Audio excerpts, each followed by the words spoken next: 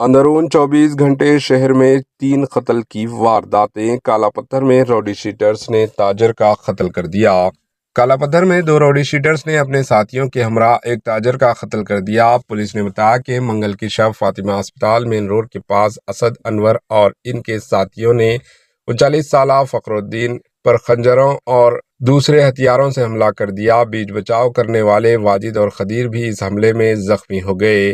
ایک کی حالت تشویشناک بتائی گئی ہے۔ پولیس کا کہنا ہے کہ راؤڈی شیٹرز اسد اور انور واجد پر حملے کے لیے آئے تھے۔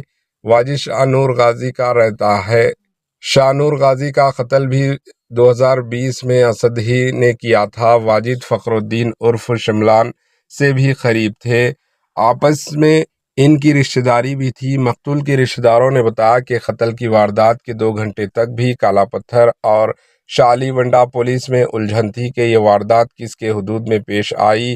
زخمی واجد کالا پتھر پولیس بھی گیا تھا لیکن وہاں شکایت نہیں لی گئی۔ فخر الدین کے بھائی افضل الدین نے بتایا کہ 2-3 گھنٹے تک بھی پولیس خاموش رہی اور نوجوانوں کی نعشیں وہیں پڑی رہی۔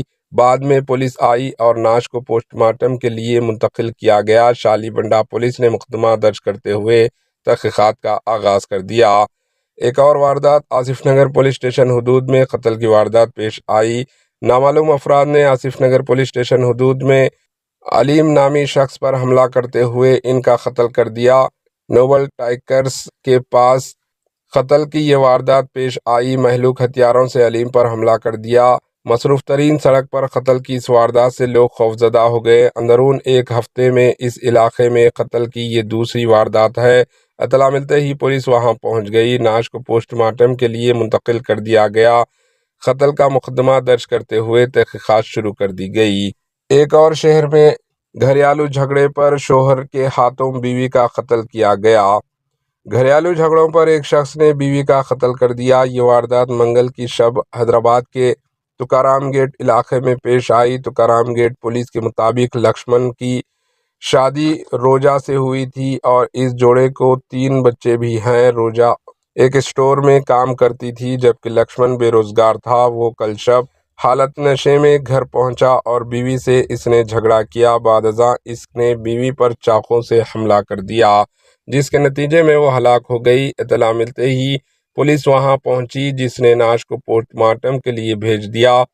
پولیس نے کہا کہ لکشمن نے اپنی بیوی کے کردار پر شبہ کرتے ہوئے اس سے جھگڑا کیا۔ پولیس لکشمن کی تلاش کر رہی ہے۔ Bureau report AHN news.